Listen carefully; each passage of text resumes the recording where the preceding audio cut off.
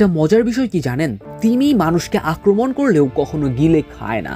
এর একমাত্র এবং প্রধান কারণটা কি জানেন, তিমি মাছের চিবিয়ে খাওয়ার মতো দাঁত নেই, আর এর মুখগহ্বরের ভেতরে চিরুনি কিংবা ছাকুনির মতো একটা বিশেষ জিনিস থাকে যার নাম ব্যালিন।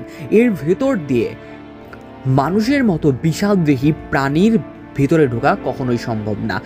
আর এদের দেহের তুলনায় খাদ্য গ্রহণের নালীটা খুবই ক্ষুদ্র। আর তিমি যদি একটা পূর্ণাঙ্গ মানুষ কিংবা মানুষের মতো কোনো বড় সাইজের জীবকে গিলে খেতে চায়, তাহলে এর শ্বাসনালীতে গিয়ে আটকে পড়বে, যার ফলে তিমি মারা যাবে।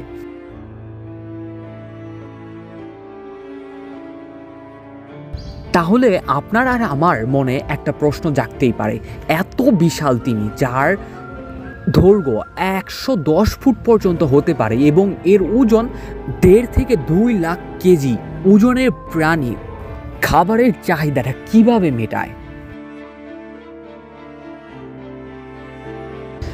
আপনি হয়তো জেনেই থাকবেন, একটা পূর্ণ প্রাপ্তবয়স্ক তিমি দিনে প্রায় 7 থেকে 8 টন খাদ্য গ্রহণ করতে পারে, অর্থাৎ 7000 থেকে 8000 কেজি।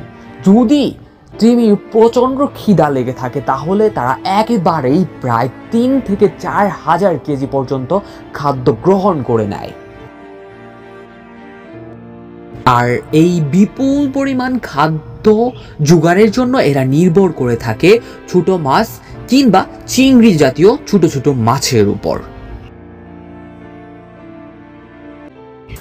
তাহলে একবার কল্পনা করে দেখুন, একটা তিমি মাছের প্রতি বেলার খাবারের তালিকায় কত লাখ লাখ প্রাণীকে সে খেয়ে থাকে।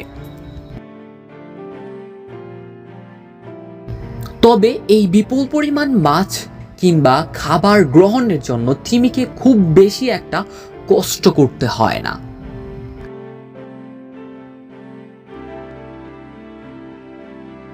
অনেক সময় তিমিরা খাদ্য গ্রহণের জন্য তার বিশাল আকৃতির মুখ হাঁ করে বসে থাকে, কিংবা ছোট মাছের ঝাঁক বরাবর গিয়ে জালের মতো ঘের দিয়ে পুরো মাছের দলটাকেই মুখের ভিতর পুরে নেয়।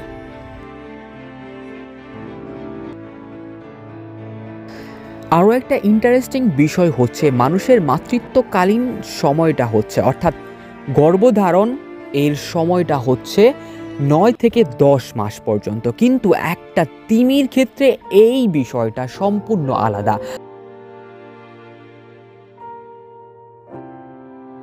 একটা তিমি তার গর্ভে 2 থেকে 3 বছর পর্যন্ত তার গর্ভে বাচ্চা ধারণ করে, অর্থাৎ নবজাতক শিশুটিকে সে অন্তত 2 থেকে 3 বছর পর প্রসব করতে পারে।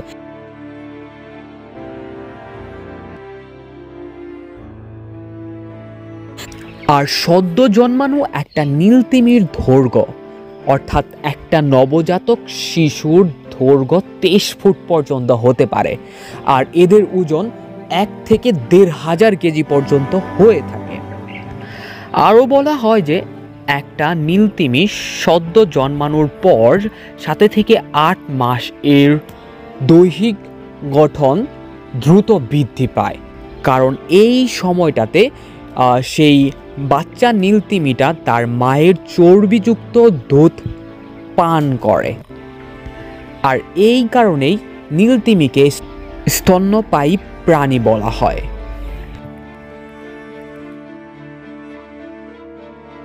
আর তিমি স্তন্যপায়ী প্রাণী বলে এদেরকে মাছ বলা হয় না, এদেরকে মানুষের মতোই প্রাণী বলা হয়।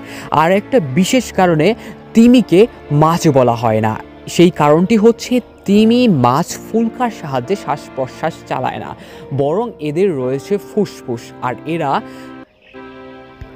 খানিক সময় পর পর সমুদ্রের গভীর থেকে উপরে চলে আসে শ্বাস প্রশ্বাস নেওয়ার জন্য।